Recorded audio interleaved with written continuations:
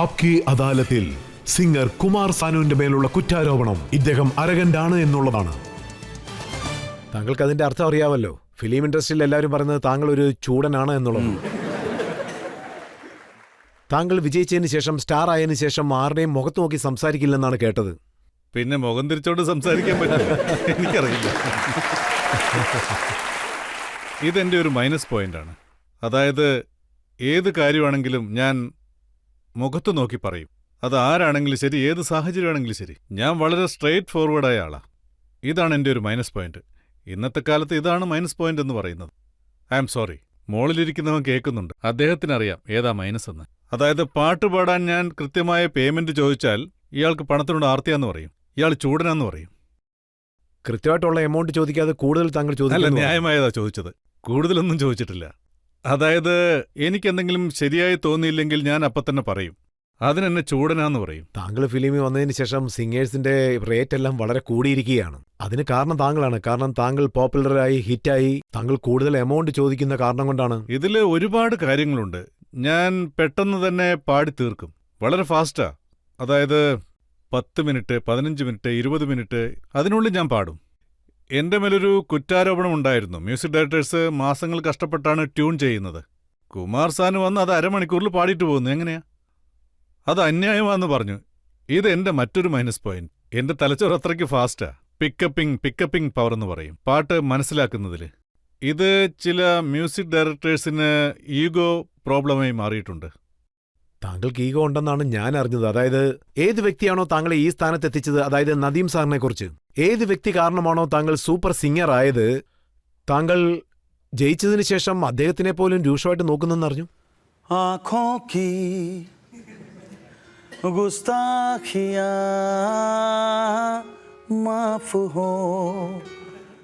കേട്ടോണ്ടിരിക്കുകയാണോ Nadeem sir? എന്നോട് ക്ഷമിക്കണം.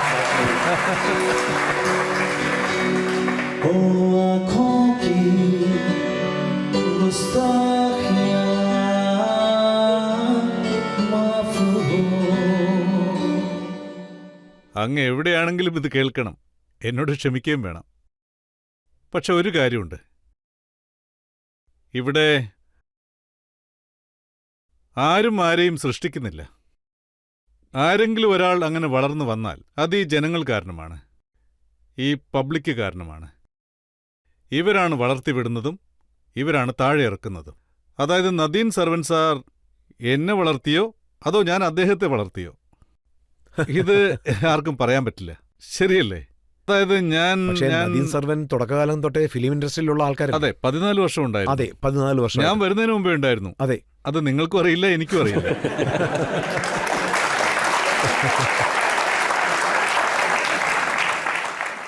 പക്ഷേ ഇത് സത്യമായ ഒരു കാര്യമാണ്.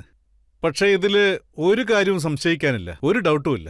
ഞാൻ പാടിയ ആഷിക്ക് മുന്നിൽ 14 വർഷം ആദിൻ സർവൻ സാർ ഇൻഡസ്ട്രിയിലുണ്ടായിരുന്നു. നിങ്ങൾക്കും അറിയില്ല, അതെനിക്കും അറിയില്ല. പക്ഷേ ആഷിക്കിന്റെ പടത്തിലൂടെയാണ് ഞങ്ങൾ ഫേമസ് ആവുന്നത്. ഇതൊരു ടീം വർക്കാണെന്ന് പറയാം.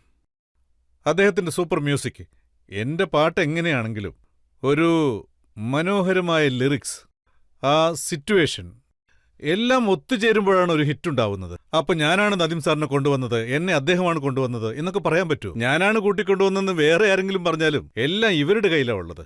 ഇവരാണ് ഒരുത്തരെ വളർത്തുന്നതും താഴെ ഇറക്കുന്നതും. പക്ഷെ താങ്കളെ കൂട്ടിക്കൊണ്ടുവന്നത് ഗുൽഷൻ കുമാറാണ്. ടി സീരീസിൽ കവർ വെർഷൻ താങ്കളെ കൊണ്ട് അദ്ദേഹം പാടിപ്പിച്ചു. അങ്ങനെ താങ്കൾക്ക് പ്രത്യേകിച്ച് ഒരു പോപ്പുലാരിറ്റി ലഭിക്കുകയും ചെയ്തു. അദ്ദേഹത്തോടൊപ്പം പോലും വഴക്കുണ്ടാക്കിയെന്നാണ് കേട്ടത്. അതായത് ശരിക്കും പറയുകയാണെങ്കിൽ ഞാൻ അദ്ദേഹമായിട്ട് വഴക്കിട്ടൊന്നുമില്ല. ചില മിസ്അണ്ടർസ്റ്റാൻഡിംഗ് ഉണ്ടായിരുന്നു. ആൻഡ് ഡെഫിനറ്റ്ലി നിങ്ങൾക്ക് ഇതൊക്കെ അറിയുമായിരിക്കാം. എന്നെക്കുറിച്ച് എല്ലാ കാര്യങ്ങളും അറിഞ്ഞു വെച്ചിട്ടുണ്ടല്ലോ, അതുകൊണ്ട് പറഞ്ഞതാ. ഇനിയും പല കാര്യങ്ങളും നിങ്ങൾക്കറിയാമെന്ന് തോന്നുന്നു, അതിലൊരു സംശയമില്ല. മനസ്സിലാക്കിയത് അറ്റം വരെയൊക്കെ പോയോ ആവും. അല്ല, ഒരു കാര്യം നിങ്ങൾക്കറിയാമായിരിക്കും, എന്നെക്കുറിച്ച് ഞാൻ അറിഞ്ഞത് അനുരാധ പൗഡ്വാൾക്കും താങ്കൾക്കും വഴക്കുണ്ടായെന്നാണ്. അത് സത്യമാണോ?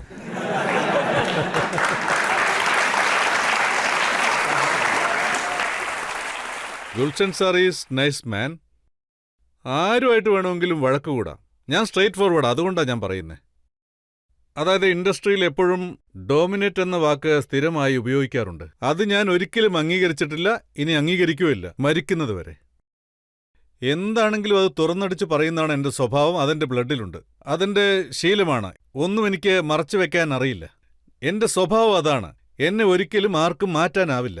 ഞാൻ എപ്പോഴും സത്യം മാത്രമേ പറയൂ, അതും നേരിട്ട് തന്നെ പറയും. ഈ കാര്യത്തിൽ ഞാൻ വീണ്ടും നിങ്ങളോട് ക്ഷമ ചോദിക്കുകയാണ്.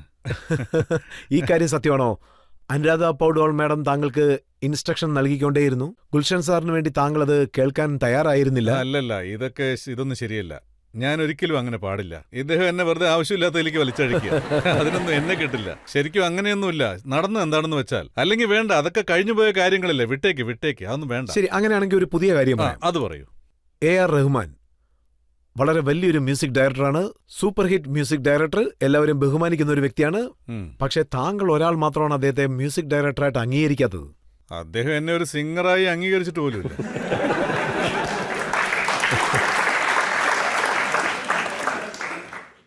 അദ്ദേഹം എന്നെ ഒരു സിംഗറായി കണ്ടിട്ടില്ല. അങ്ങനെയാണെങ്കിൽ എപ്പോഴോ പാടിപ്പിച്ചേനെ. അദ്ദേഹത്തിന് തോന്നിക്കാണും കുമാർ സാനൊന്നും ഒരു സിംഗറല്ല. അതന്നെ ആയിരിക്കും. അവസരം തന്നാൽ ഞാൻ പാടും. പക്ഷേ അദ്ദേഹത്തിന്റെ ഒരു പടത്തിൽ ഞാൻ പാടിയിട്ടുണ്ട്, കഭി ന കഭി. ഏത് പാട്ടാണ് പാടിയത്? അതായത് ഏത് പാട്ടായിരുന്നു അത്? എനിക്ക് ഓർമ്മ കിട്ടുന്നില്ല. നിങ്ങളിൽ ആർക്കെങ്കിലും ഓർമ്മയുണ്ടോ? എനിക്ക് തന്നെ ഓർമ്മ വരുന്നില്ല. പിന്നെ നിങ്ങൾക്ക് എങ്ങനെ ഓർമ്മ വരും? ഇതിന്ന് തന്നെ മനസ്സിലാക്കാം റഹ്മാൻ സാറിന് താങ്കൾ പാട്ട് പാടിയാൽ അത് എങ്ങനെ ഉണ്ടായിരിക്കുമെന്ന്. ഞാൻ ഒരു പാട്ടേ പാടിയിട്ടുള്ളൂ, ഒരേ ഒരു പാട്ട്. എന്താ ഓർമ്മയിൽ വരാത്തത്?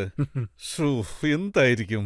എന്ത് കാരണം കൊണ്ടാണ് താങ്കൾ AR റഹ്മാനിന് പാട്ട് പാടാതിരുന്നത്? അദ്ദേഹം എന്തുകൊണ്ടാണ് താങ്കളെ പാട്ട് പാടാൻ വിളിക്കാതിരുന്നത്? ഞാൻ ഇപ്പോഴും തയ്യാറായിരിക്കുക. എപ്പോ വിളിച്ചാലും അപ്പ പോവും. റഹ്മാൻ സാർ, നിങ്ങൾ കേൾക്കുന്നുണ്ടല്ലോ അല്ലേ? നിങ്ങൾ എപ്പോ വിളിച്ചാലും ഞാൻ അപ്പ തന്നെ കയറി വരും. ഇക്കാര്യം സത്യമാണോ? അതായത് താങ്കൾക്ക് 1 by 1 ആയിട്ട് 5 പ്രാവശ്യം ഫിലിം ഫെയർ അവാർഡ് ലഭിച്ചു, അത് സത്യമല്ലേ? 5 പ്രാവശ്യം. അതിനുശേഷം വളരെ അരഗന്റായിട്ട് താങ്കൾ ഇതൊന്നും വലിയ കാര്യമല്ലേ, എനിക്കിതൊരു വലിയ സംഭവമല്ലെന്നൊക്കെ പറഞ്ഞതായിട്ടാണ് കേട്ടത്. ഇത് ഇങ്ങനെയൊരു റോങ് ഇൻഫർമേഷൻ ജനങ്ങളിൽ എത്തിയിട്ടുണ്ട്, മീഡിയയിൽ എത്തിയിട്ടുണ്ട്. ഞാൻ ഇഗ്നോർ ചെയ്തിട്ടില്ല. ഞാനൊരു നല്ല കാര്യം പറഞ്ഞു. അവാർഡ് എനിക്ക് സന്തോഷമുള്ള കാര്യമാണ്. പക്ഷേ 5 അവാർഡ് വാങ്ങിയതിനു ശേഷം ഞാൻ പറയുകയുണ്ടായി, ഇതൊരു പുതിയ സിംഗർക്ക് കൊടുത്താൽ നന്നായിരിക്കും. അതാണ് എൻ്റെ അഭിപ്രായമെന്ന് പറഞ്ഞു. ഞാൻ പറഞ്ഞത് വളരെ അന്യായമായിപ്പോയി. ഞാനത് പറഞ്ഞത് പ്രിന്റ് മീഡിയയിൽ പലരും തെറ്റായി അതിനെ വ്യാഖ്യാനിച്ച് എഴുതി പിടിപ്പിച്ചു. അതായത് കുമാർ സാനു ഫിലിം ഫെയറെ ഇഗ്നോർ ചെയ്തെന്ന്. പിന്നെ ഫിലിം ഫെയർ ടീമിന് എന്നോട് ദേഷ്യം വന്നു. നീ ഇതെങ്ങനെ പറയുമെന്ന് ചോദിച്ചു. അയ്യോ, ഞാൻ അങ്ങനെയൊന്നും പറഞ്ഞില്ല, ഏതെങ്കിലും പുതിയ സിംഗർ കിട്ടിയാൽ നന്നായിരിക്കുമെന്നാ പറഞ്ഞെന്ന് പറഞ്ഞു. അതാണ് എനിക്ക് സന്തോഷം തരുന്നതെന്ന് പറഞ്ഞു. അതാണ് ഞാൻ ചെയ്ത തെറ്റായി പറഞ്ഞത്. അതിന്റെ ഫലം ഇപ്പോഴും അനുഭവിക്കുന്നുണ്ട്. അങ്ങനെയാണെങ്കിൽ ധാരാളം കുറ്റങ്ങൾ ചെയ്തതുപോലെയാണ് തോന്നുന്നത്. നോക്കൂ, അതിനാ നിങ്ങളുടെ മുന്നിലിരിക്കുന്നത്. ഇനി അനുഭവിക്കാൻ ധാരാളം കിടക്കുന്നു. ഓ, അത് ശരി. ഓഡിയൻസിൽ ആർക്കെങ്കിലും ചോദ്യം ചോദിക്കണോ? ചോദിക്കൂ. ചോദ്യം എന്താണെന്നാൽ, ഈയിടെയായിട്ട് കുറച്ച് റിയാലിറ്റി ഷോകളൊക്കെ വരാറുണ്ട്. ചില ചാനലുകളൊക്കെ നിങ്ങൾ കണ്ടിട്ടുണ്ടാവും. അവിടെ മെലഡിയെ ഒരു കാര്യമായിട്ട് വെച്ചുകൊണ്ട് നിങ്ങളുടെ സ്ട്രക്ചർ എന്താണ്, നിങ്ങൾ എങ്ങനെയാണ് പെർഫോം ചെയ്യുന്നത്, ഇതൊക്കെയാണ് അവിടെ കാര്യമായിട്ട് നോക്കുന്നത്. താളവും ശ്രുതിയും ഒക്കെ അവർ രണ്ടാമത് മാത്രമേ പരിഗണിക്കുന്നുള്ളൂ. ആദ്യം നിങ്ങളെ കാണാൻ എങ്ങനെയുണ്ട്, പിന്നെ നിങ്ങളുടെ സ്ട്രക്ചർ എങ്ങനെയുണ്ട്, പിന്നെ നിങ്ങൾ എങ്ങനെ പെർഫോം ചെയ്യുന്നു, ഇതിനെപ്പറ്റി നിങ്ങൾക്ക് എന്താണ് പറയാനുള്ളത് സാർ? ഈ കാര്യമൊക്കെ ശരിയാണോ തെറ്റാണോ? നിങ്ങൾ എന്താണ് കരുതുന്നത് സാർ? ഈ ചോദ്യം കേട്ടിട്ട് എനിക്ക് വളരെ സന്തോഷം തോന്നുന്നു. അതായത് ഒരു യങ്സ്റ്റർ ഇങ്ങനെയൊക്കെ ചിന്തിക്കുന്നുണ്ടല്ലോ. റിയാലിറ്റി എന്താന്ന് വെച്ചാൽ, റിയാലിറ്റി ഇവരിലേക്ക് കുറേശ്ശെയായി എത്തുന്നുണ്ട്. ഇപ്പോൾ നമ്മൾ കേൾക്കുന്ന പാട്ടുകളൊക്കെ കാതുകൊണ്ട് കേൾക്കുന്നില്ല, കണ്ണുകൊണ്ടാണ് കേൾക്കുന്നത്. ശരിയല്ലേ? ജനങ്ങൾ കണ്ണുകൊണ്ടാണ് കേൾക്കുന്നത്. ഒരു പാട്ട് കേട്ട ഉടൻ പറയും, പാട്ട് നന്നായിട്ടുണ്ടല്ലേ, TV കണ്ടുകൊണ്ട്. See, this is the thing. നിങ്ങൾ പറഞ്ഞത് വളരെ ശരിയാണ്. കണ്ണുകൊണ്ട് പാട്ട് കേട്ടാൽ കണ്ണിന് എന്തെങ്കിലും ആവശ്യം വരും. അതായത് റീമിക്സ് പാട്ടുകളുണ്ടല്ലോ. പക്ഷേ റീമിക്സിലും ഒരു വിഷയമുണ്ട്. അല്ല, ഞാൻ ഒന്ന് ചോദിച്ചോട്ടെ, എന്തിനാണ് പഴയ പാട്ടുകൾ എടുത്ത് റീമിക്സ് ചെയ്യുന്നത്? എന്തുകൊണ്ടാണ് ഇപ്പോഴത്തെ പുതിയ പാട്ടുകൾ റീമിക്സ് ചെയ്യാത്തത്? R.D. ബർമൻ, സച്ചിൻ ദേവ് ബർമൻ, ശങ്കർ ജയകിഷൻ, ഇവരുടെയെല്ലാം എന്തുകൊണ്ടാണ് ഇന്നത്തെ പാട്ടുകൾ വെച്ച് റീമിക്സ് ചെയ്യാത്തത്? കാരണം എന്താ? നമ്മുടെ മനസ്സിന്റെ ഏതോ ഒരു കോണിൽ ഇന്ത്യൻ മ്യൂസിക് ലയിച്ചു കിടപ്പുണ്ട്. അല്ലെങ്കിൽ കജരാരെ കജരാരെന്ന് ഇത്ര വലിയ ഹിറ്റാവില്ലല്ലോ. അത് UPയുടെ ഫോക്കാണ്. Even words also. അതൊക്കെ നമ്മുടെ ഉള്ളിലുണ്ട്. അതിനെ പുറത്തു കൊണ്ടുവരുന്നത്, അതിനെ മാർക്കറ്റ് ചെയ്യുന്നത്, പിന്നെ അത് പ്രൊമോട്ട് ചെയ്യുന്നത്, ഇത് പലരുടെയും കയ്യിലാണ്. ഇത് നടക്കാത്തടത്തോളം ഇങ്ങനെ പോകൂ. അതാണ് സത്യം. ഇതിന് മുൻപൊക്കെ നോക്കുകയാണെങ്കിൽ music directors, film directors, producers എല്ലാവരും ഒന്നിച്ചാണ് ജോലി ചെയ്യുന്നത്. രാജ് കപൂറിന് എപ്പോഴും മുകേഷാണ് വോയിസ് നൽകുന്നത്. ശങ്കർ ജയകിഷൻ എപ്പോഴും കൂടെ ഉണ്ടായിരിക്കും. രാജേഷ് ഖന്നയ്ക്ക് എപ്പോഴും കിഷോർ കുമാറാണ്. അത് ഫിക്സഡ് വോയിസ് ആണ്. പക്ഷെ ഇപ്പോഴങ്ങനെയൊന്നും അല്ലല്ലോ. ഒരു കല്ലെടുത്ത് എറിയുകയാണെങ്കിൽ നേരെ പോയി സിംഗറിന്റെ മേലായിരിക്കും വീഴുന്നത്. സത്യത്തിൽ അവരൊക്കെ ഭയങ്കര ലക്കിയാ. കോമ്പറ്റീഷൻസില് 2-3 സിംഗേഴ്സേ ഉണ്ടായിരുന്നുള്ളൂ. അവർക്കിടയിൽ വളരെ ഹെൽത്തി ആയിട്ടുള്ള കോമ്പറ്റീഷനാണ് നടന്നത്. ഇപ്പോഴത്തെ ഒന്നും കോമ്പറ്റീഷൻ അല്ല. കോമ്പറ്റീഷൻ എപ്പോഴാ നടക്കാന്ന് വെച്ചാ എല്ലാരും ഒരുപോലെ ഇരിക്കണമെന്ന് കരുതുമ്പോ, മസാല വേണമെന്ന് വിചാരിക്കുമ്പോ. പക്ഷെ ഇവിടെ അങ്ങനെയല്ല. എങ്ങനെയായിരുന്നെന്ന് വെച്ചാൽ കുറഞ്ഞ വിലയിൽ എങ്ങനെ പേര് സമ്പാദിക്കാം. ഇപ്പോൾ ഉള്ള സിംഗേഴ്സ്, അതുപോലെ ഇനി വരാനിരിക്കുന്ന Yes, yes, സിംഗേഴ്സ്, yes. അവരോടൊക്കെ താങ്കൾക്ക് എന്ത് ഉപദേശമാണ് നൽകാനുള്ളത്? അവരെന്താണ് ഇതിനുവേണ്ടി ചെയ്യേണ്ടത്? ഒരുപക്ഷെ ഫിലിം ഇൻഡസ്ട്രിയിൽ പാട്ടുപാടാൻ ആരെങ്കിലും ശ്രമിക്കുന്നുണ്ടെങ്കിൽ, അതായത് ബോംബെയിലുള്ള ഭൂരിഭാഗം സിംഗേഴ്സും ഫ്രസ്ട്രേറ്റഡ് ആയി കഴിഞ്ഞു. 2 വർഷം, 3 വർഷം, 5 വർഷം, 10 വർഷം, 15 വർഷം ചാൻസ് കിട്ടാതെ ഫ്രസ്ട്രേറ്റഡ് ആയി. ഇതിന്റെ കാര്യം എങ്ങനെയാന്ന് വെച്ചാൽ, അതായത് ടൈം വിൽ കം, നിങ്ങൾക്ക് നല്ല ലക്ക് വേണം, പിന്നെ നിങ്ങളുടെ ടാലന്റും വർക്കൗട്ട് ആവണം. അത് നിങ്ങളെ ഉയരങ്ങളിലെത്തിക്കും. അതുവരെ നിങ്ങൾ ക്ഷമയോടെ കാത്തിരിക്കണം. അതാണ്. താങ്കൾ എത്രത്തോളം സ്ട്രഗിൾ ചെയ്തു? എത്ര വർഷം കാത്തിരിക്കേണ്ടി വന്നു? നോക്കൂ, ഞാൻ നുണ പറയില്ല. ഞാൻ വെയിലത്ത് അലഞ്ഞിട്ടില്ല, മഴയത്ത് നനഞ്ഞിട്ടില്ല, സ്റ്റേഷനിൽ കിടന്നിട്ടില്ല. എല്ലാ സക്സസ് പീപ്പിളും ഇങ്ങനെയുള്ള കാര്യങ്ങൾ പറയാറുണ്ട്. ഞാൻ സ്റ്റേഷനിൽ കിടന്നാണ് രാത്രി കഴിച്ചു കൂട്ടിയതെന്നൊക്കെ. പക്ഷെ എനിക്കില്ല. ഞാൻ ബോംബെയിലെത്തി ഒരു 5-6 ദിവസങ്ങൾ കഴിഞ്ഞപ്പോൾ തന്നെ എനിക്കൊരു ഹോട്ടലിൽ ജോലി കിട്ടി. ആദ്യം ഞാനൊരു ഹോട്ടലിലെ സിംഗറായിരുന്നു. കൽക്കത്തയിൽ നിന്നാ ഞാൻ തുടങ്ങിയത്. അവിടുത്തെ വിനീത് എന്ന ഒരു റെസ്റ്റോറന്റിൽ. ഇപ്പോഴും അതവിടെയുണ്ട്. അവിടുന്നാ തുടക്കം. ഇവിടെ ചെമ്പൂരിൽ പ്രീതി എന്നൊരു റെസ്റ്റോറന്റ് ഉണ്ട്. അവിടെയും ഞാൻ പാടിയിട്ടുണ്ട്. അശോക് സാർ, ഇത് നിങ്ങൾ കേൾക്കുന്നുണ്ടാവും. അദ്ദേഹത്തിന്റെ പേര് അശോക് എന്നാ. അശോക് സാർ ഒരുപക്ഷെ ഇത് കേൾക്കുന്നുണ്ടാവാം. അദ്ദേഹത്തിന്റെ റെസ്റ്റോറന്റിൽ ഞാൻ കുറച്ചുനാൾ പാടിയിട്ടുണ്ട്. പിന്നെ അത് കഴിഞ്ഞ് ഓരോ പാട്ടുപാടി കഴിയുമ്പോഴും എനിക്ക് ധാരാളം പണം കിട്ടും.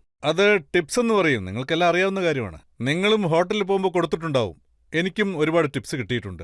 ആ പൈസ കൊണ്ട് ഞാൻ ടാക്സിയിൽ ഇരുന്നുകൊണ്ട് കല്യാൺജിയുടെ വീട്ടിലേക്ക് പോകും, ജഗദീഷ് സിംഗ്ജിയുടെ വീട്ടിലേക്ക് പോകും, പിന്നെ രാജേഷ് സാറിന്റെ വീട്ടിലേക്ക് ടാക്സിയിലാണ് ഞാൻ പോയിക്കൊണ്ടിരുന്നത്. പിന്നെ ഞാൻ നല്ലപോലെ ഭക്ഷണം കഴിക്കും. താങ്കൾക്ക് ഫസ്റ്റ് ചാൻസ് ആരാ നൽകിയത്? ആദ്യത്തെ ചാൻസ് എനിക്ക് ബോംബെയില് ജഗദീഷ് സാറാ തന്നത്. അദ്ദേഹമാണ് എനിക്ക് ചാൻസ് തന്നത് ആദ്യമായിട്ട്. അത് ശരിക്കും വളരെ നല്ലൊരു കഥയാണ്.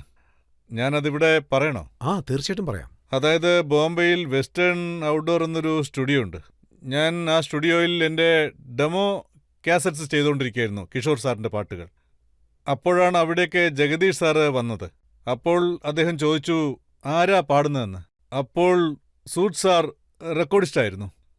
അദ്ദേഹം പറഞ്ഞു, ബംഗാളിൽ നിന്നൊരു പയ്യൻ വന്നിട്ടുണ്ട്, അവൻ്റെ പേര് സാനു എന്നാണ്, അദ്ദേഹമാണ് പാടുന്നതെന്ന്. ഉടനെ എന്നെ വിളിക്കാൻ പറഞ്ഞു. ഞാൻ ജഗദീഷ് സാറിന്റെ മുന്നിൽ വന്നു നിന്നു. അദ്ദേഹത്തെ കണ്ടതും ഞാൻ അദ്ദേഹത്തെ സാഷ്ടാംഗം നമിച്ചു. പണ്ട് തൊട്ടേ ഞാൻ അദ്ദേഹത്തിന്റെ വലിയ ഫാനായിരുന്നു, അദ്ദേഹത്തിന്റെ ഗസലുകളുടെ. പിന്നെ അദ്ദേഹം എന്നെ വീട്ടിലേക്ക് വരാൻ പറഞ്ഞു. നീ നാളെ ഉച്ചയ്ക്ക് 2 മണിക്ക് വീട്ടിലേക്ക് വാന്ന് പറഞ്ഞു. ഞാൻ നേരെ അങ്ങോട്ട് ചെന്നു. ഉടനെ ഒരു പേപ്പർ എടുത്തിട്ട് പറഞ്ഞു, ഹിന്ദി അറിയോന്ന് ചോദിച്ചു. അറിയാന്ന് പറഞ്ഞു. ഒരു വിധത്തിലേ അറിയൂന്ന് പറഞ്ഞു. എന്നിട്ട് വായിച്ചു കേൾപ്പിച്ചു. എന്നിട്ട് ആ പാട്ട് പഠിക്കാൻ പറഞ്ഞു. ഞാൻ ആ പാട്ട് പഠിച്ചു. അതുവരെ എനിക്കൊന്നും അറിയില്ലായിരുന്നു. പിന്നീട് ചോദിച്ചു, പാട്ട് പഠിച്ചോന്ന്. ഞാൻ എൻ്റെ മൈൻഡിനകത്ത് ആ പാട്ട് പെട്ടെന്ന് പാടി പഠിച്ചു. പിന്നീട് അദ്ദേഹം പറഞ്ഞു, പുറത്തൊന്ന് കറങ്ങിയിട്ട് 3 മണിക്ക് ഇങ്ങോട്ട് വരാൻ. അപ്പം ഞാൻ ചോദിച്ചു, സാർ ഞാൻ വീണ്ടും 3 മണിക്ക് എങ്ങോട്ട് വരണോന്ന് ചോദിച്ചു. അതെ, വരണമെന്ന് പറഞ്ഞു. നിന്നെ ഒരു സ്ഥലത്തേക്ക് വിളിച്ചോണ്ടുപോയി നീ എങ്ങനെ പാടുന്നുണ്ടെന്ന് നോക്കാന്ന് പറഞ്ഞു. എനിക്ക് ശരിക്കും പേടിയായി. ഞാൻ പുറത്തിറങ്ങി സിഗരറ്റ് എടുത്ത് കത്തിച്ച് 2 പഫ് എടുത്തു. പിന്നെ കുറച്ച് പാൻ വായിലിട്ടു. പിന്നെ കുറച്ച് ലോജിൻ കഴിച്ചു. ഇങ്ങനെയൊക്കെ ചെയ്തുകൊണ്ടിരുന്നു. ഒരു 1.5 മണിക്കൂർ കഴിഞ്ഞ് ഞാൻ വീണ്ടും ജഗദീഷ് സാറിനെ കാണാൻ വേണ്ടി വീട്ടിൽ വന്നു. ഉടനെ തന്നെ അദ്ദേഹം എന്നെ, അന്ന് അദ്ദേഹത്തിന്റെ അടുത്ത് ഒരു ഫിയറ്റ് കാറുണ്ടായിരുന്നു, പഴയ വണ്ടി, ഡുക്കർ, നിങ്ങൾ അങ്ങനെയല്ലേ പറയാറ്, അതിലെന്നെ ഇരുത്തി, അതിന്റെ ഡോറ് ഇങ്ങനെയല്ലേ തുറക്കുക, അതിലിരുത്തി നേരെ എന്നെ ഫേമസ് സ്റ്റുഡിയോയിലേക്ക് കൊണ്ടുപോയി. ഫേമസിലേക്ക് ചെന്ന് മൈക്കിന്റെ മുന്നിൽ നിർത്തി, ഈ പാട്ട് നീ പാടണമെന്ന് പറഞ്ഞു. ഈ ട്രാക്ക് ഒന്ന് കേട്ടിട്ട് എന്നോട് പാടാൻ പറഞ്ഞു. സത്യം പറഞ്ഞാൽ ഞാൻ അന്ന് എൻ്റെ മുഴുവൻ എഫേർട്ടും എടുത്തുവെന്ന് പറയാം. കാരണം എനിക്ക് അത്ര വലിയ ചാൻസ് ആയിരുന്നു അത്. ഞാൻ വല്ലാതെ ഭയന്നു പോയിരുന്നു. ഭയന്നിരുന്നെങ്കിൽ എനിക്ക് എന്ത് സംഭവിക്കായിരുന്നു എന്ന് വെച്ചാൽ, ഭയന്നാ നെർവസ് ആകും, പ്രത്യേകിച്ച് പാടുമ്പോൾ. നോ, നിങ്ങൾ വിചാരിക്കുന്ന പോലെയല്ല, അങ്ങനെ നോക്കണം. പിന്നെ ഇക്കാര്യം നിങ്ങൾ പെരുപ്പിച്ച് വഷളാക്കും. അതായത് എന്റെ പാട്ടിനെ കുറിച്ചാണ് പറഞ്ഞത്. ഞാൻ ചെയ്യുന്ന കാര്യത്തിൽ വളരെ ഫെറോഷ്യസ് ആയിരിക്കും. അങ്ങനെ ആ പാട്ട് ഞാൻ പാടി അവസാനിപ്പിച്ചു. ഉടനെ അദ്ദേഹം എന്നെ കെട്ടിപ്പിടിച്ചു. എന്നിട്ട് എനിക്ക് 1000 രൂപ പേയ്മെന്റും തന്നു. നീ പാടിയതിനുള്ള പേയ്മെന്റ് 1000 രൂപ. ഞാൻ അദ്ദേഹത്തോട് ഇത് ഏതെങ്കിലും സിനിമയിലെ പാട്ടാണോ എന്ന് ചോദിച്ചു. അതെ, ഇത് ആന്ധ്യ സിനിമയിലെ പാട്ടാന്ന് പറഞ്ഞു. മേത്തോ കർക്കെ സഹായി കർണേക്കാ ലഡായി ജി ബർക്കെ ദേഖൂംഗ.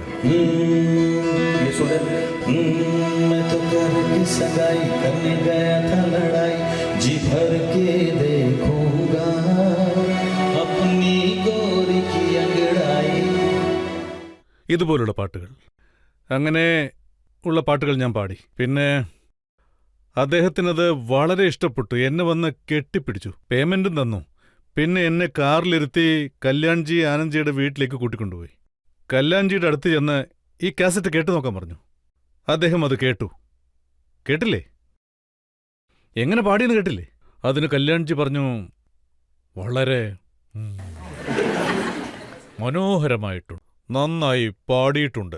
ഞാൻ ഉടനെ അദ്ദേഹത്തിന്റെ കാലിൽ വീണ് നമസ്കരിച്ചു. അത്രയും വലിയ ആളല്ലേ. പക്ഷേ ഇദ്ദേഹം അദ്ദേഹത്തിന് എന്നെ പരിചയപ്പെടുത്തി കൊടുത്തപ്പോൾ അദ്ദേഹം എന്നെ ഷോയിൽ ഉൾപ്പെടുത്താൻ തുടങ്ങി. അന്നു തൊട്ട് എനിക്ക് പിന്നീട് കാശിന്റെ കാര്യത്തിൽ ഒരു ബുദ്ധിമുട്ടും ഉണ്ടായിട്ടില്ല. സ്ട്രഗിൾ ചെയ്യേണ്ടി വന്നിട്ടില്ല. ഓ, അവിടെ നിന്നാണോ താങ്കൾ പഠിച്ചത് പാടിയില്ലെങ്കിലും പൈസ മൊത്തം വസൂൽ ചെയ്യണം? അതായത് ഞാൻ ഭഗവാന് വേണ്ടി പാടുമ്പോൾ ഒരിക്കലും പൈസ ചോദിക്കാറില്ല. ഏതെങ്കിലും അമ്പലത്തിൽ പോയി പാടുന്ന സമയത്ത്, ഭജന പാടുന്ന സമയത്ത് ഇതിനൊന്നും ഞാൻ കാശ് ചോദിക്കാറില്ല. പക്ഷേ എന്റെ പാട്ടുകൊണ്ട് സമ്പാദിക്കുന്നവരോട് കാശ് ചോദിക്കുന്നതിൽ എന്ത് തെറ്റാവുള്ളത്? ഇതിൽ എന്തെങ്കിലും തെറ്റുണ്ടോ? നിങ്ങൾ തന്നെ പറ.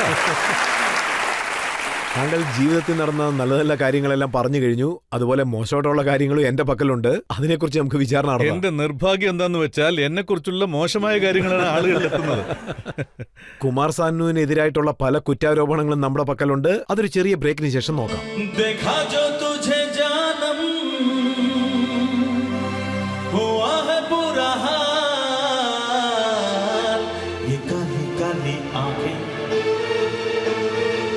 गोरे गोरे गाल, ये तीखी तीखी नजरें, ये हिरनी जैसी चाल, हे ये काली काली आंखें, ये गोरे गोरे गाल, ये तीखी तीखी नजरें, ये हिरनी जैसी चाल, देखा जो तुझे जानम हुआ है बुरा हाल, ये काली काली आंखें, ये गोरे गोरे गाल, ये तीखी तीखी नजरें, ये हिरनी जैसी चाल.